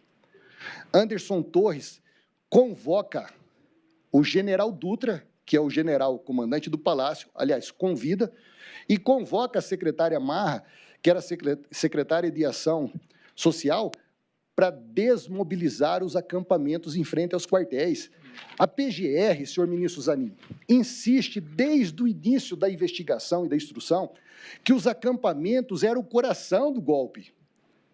Ora, Anderson Torres, como autoridade, como secretário de Segurança, ele convoca uma reunião para desmobilização dos acampamentos. Isso é incompatível com quem está tramando um golpe de Estado. As provas são favoráveis a Anderson.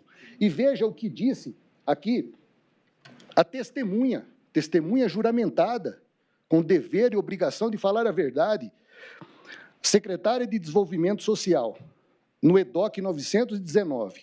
Ela diz, foi perguntado, só para deixar claro, qual era o intuito da reunião? Foi desmobilização de acampamento? No que ela responde, foi de desmobilização do acampamento. A senhora falou dessa reunião de desmobilização no dia 6 de janeiro, depois houve outras reuniões da senhora com as forças de segurança? E ela responde, não houve. Porque aí a reunião foi na sexta-feira, dia 10, e aí ficou acordado que a gente entraria, faria o protocolo e a área social entraria anterior à força policial. Eles comentaram, mas aí, por não ser a minha área, eu não prestei tanta atenção. Mas o general Dutra e o secretário Anderson Torres estavam falando de tentar expedição de mandato de prisão para os líderes do acampamento. Olha como é forte isso, ministro Fux. Quem tem intenção golpista vai desmobilizar os acampamentos e discutir até a possibilidade de prender os líderes desse acampamento? Aí vem o general Dutra, o general já empossado pelo governo atual, e diz o seguinte: nessa reunião, vocês chegaram a tratar de desmobilização dos acampamentos? Respondeu o general: sim, eu mostrei para o secretário Anderson Torres que o acampamento estava bastante esvaziado, praticamente vazio. Havia 200 e poucas pessoas, e a maior parte das pessoas que estavam ali eram pessoas em situação de rua. E eu pedi o apoio da Secretaria de Defesa Social para tratar com essas pessoas que requerem um tratamento especial. Isso está no EDOC 926. Portanto, ficou claro que Anderson Torres tomou providências para desmobilizar acampamento. Eu vou falar mais rapidamente, nós estamos falando aqui, eu vou procurar ser breve, sobre o papel da segurança pública no sentido de integração dos órgãos de segurança. O protocolo de ações integradas, Anderson Torres assinou antes de viajar. Está lá. Dentro do protocolo de ações integradas, prevê, por exemplo, que não seria permitido acesso à Praça dos Três Poderes. E mais, tinha lá que as pessoas que estivessem portando qualquer instrumento que pudesse ser usado para uma baderna generalizada, era para ser contido. Esse protocolo de ações integradas, ele foi assinado antes de Anderson Torres viajar, e ele viajou porque até o seu embarque nada contraindicava a viagem. E veja o que disse aqui a Cíntia Queiroz, no EDOC 895, ela que foi responsável por fazer centenas de protocolos de ações integradas no DF.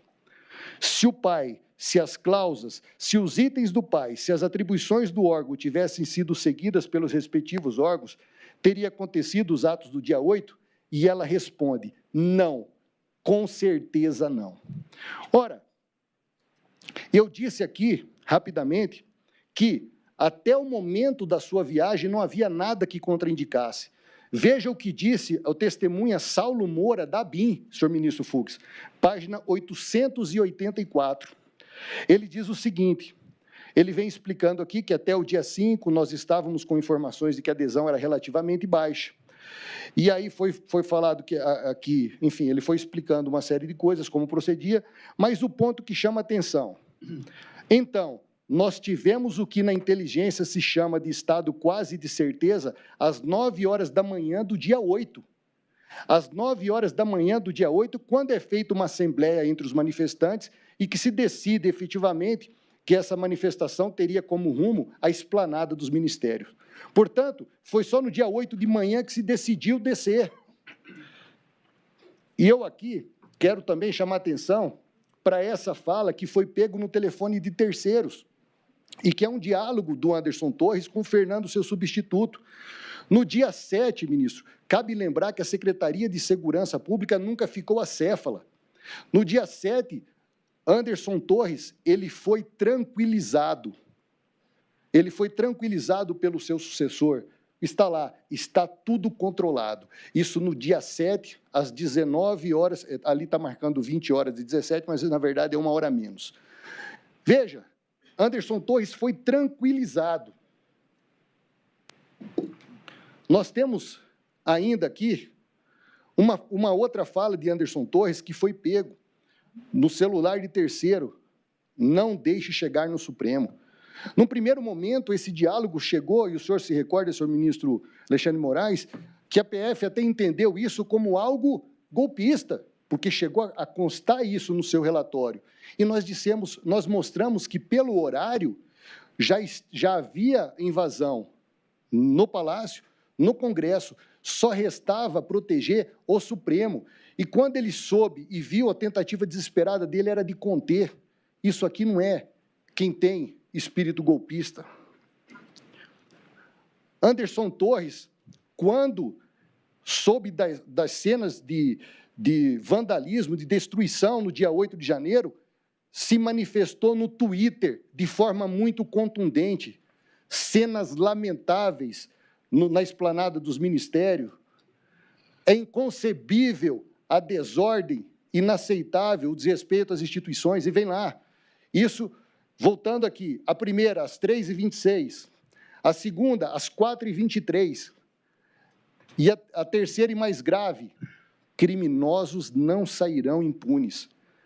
Ora, a PGR considerou, há um pouco tempo atrás, numa outra investigação, que uma determinada autoridade foi tranquilizada, se manifestou publicamente, isso teve peso na visão do Ministério Público. Em relação a Anderson Torres, nós apresentamos tudo isso para mostrar o seu espírito democrático, que não tinha nada a ver com a trama, e a PGR foi silente em relação a todas essas provas.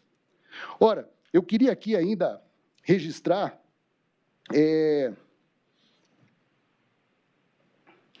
que Anderson Torres fez uma transição pacífica no seu ministério, na época, passando todas as informações e tudo que estava ao seu alcance para a equipe que assumia. O ministro Flávio Dino testemunha aqui. Isso não é espírito de quem pensa em golpe de Estado. A delação de Mauro Cid não implica Anderson Torres em absolutamente nada. Pelo contrário, quando perguntado, ele disse que Anderson Torres não participou das reuniões onde se discutiu minutas antidemocráticas. Quando se falou da classificação de risco, radicais, pouco radicais, menos radicais, Anderson Torres não fazia parte dessa classificação. Então, a delação de Mauro Cid não implica em absolutamente nada Anderson Torres. Se Anderson Torres fizesse parte desse núcleo duro voltado ao golpe, certamente o nome dele estaria lá ventilado. Anderson Torres entregou as senhas do seu telefone, senhas do seu e-mail, para demonstrar boa-fé. Nada foi encontrado que pudesse incriminá-lo, que pudesse trazer qualquer desconfortos. Aliás, as conversas que foram identificadas em telefones de terceiro, todos foram positivos para Anderson Torres.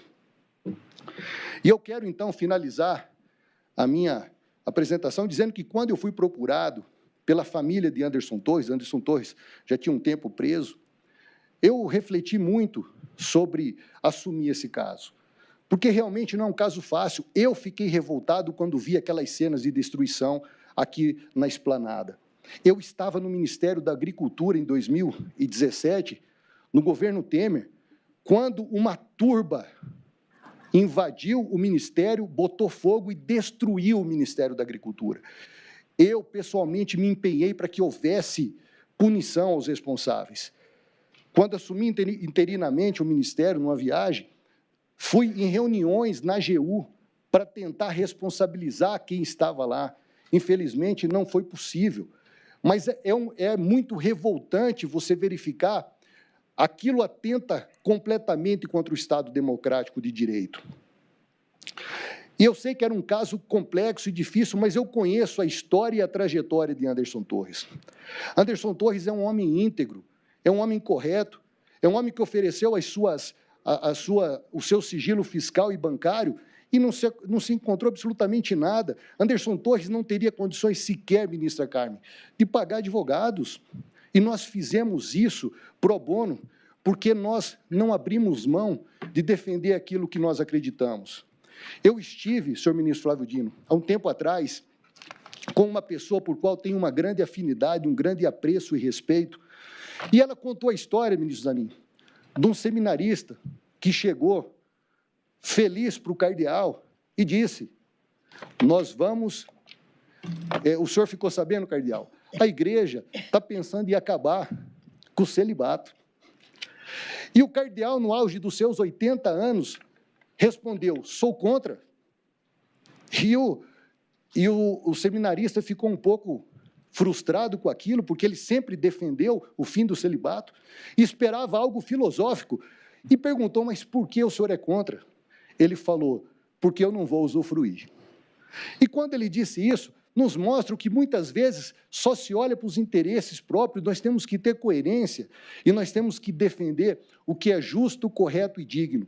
Eu sempre fiz isso desde jovem, faço isso hoje e continuarei defendendo o que é justo, correto e digno. E é por isso que eu entrei na defesa de Anderson Torres e peço a vossas excelências que considere absolver Anderson Torres, porque é um homem inocente. Muito obrigado pela atenção. Agradeço, doutor Elmar Roberto Novak. Hoje já tivemos o relatório do eminente relator, já ouvimos sustentação oral da Procuradoria-Geral da República e também outras 4 sustentações orais da defesa. Então, consulto a eminente decana, a ministra Carmen Lúcia, os colegas, se podemos dar continuidade amanhã a essa sessão. Claro, até porque eu ainda tenho o terceiro turno, que é presidir a sessão do eleitoral em alguns minutos. Perfeito. Todos de acordo? Eu só vou, antes de encerrar, dar a palavra ao doutor Paulo Jacobina, apenas para justificar a ausência do Procurador-Geral da República, doutor Paulo Gonet. Eu serei muito breve, presidente. Eu até peço desculpas, porque pela minha familiaridade aqui com a turma, eu já estava escalado para fazer essa sessão e o doutor Paulo Gonet tinha um compromisso internacional já marcado há alguns meses. Ele está em busca de uma das pautas importantes para ele, que é o combate à violência infantil. Ele está no exterior, teve que ir ao exterior. E, para mim, é tão natural vir fazer sessão aqui na primeira turma, me sinto tão absolutamente em casa que me esqueci de exatamente fazer esse pedido de desculpas no começo da sessão. Faço agora para registro. Muito obrigado. Tá certo, agradeço, Vossa Excelência. Então, eu vou proclamar o resultado parcial.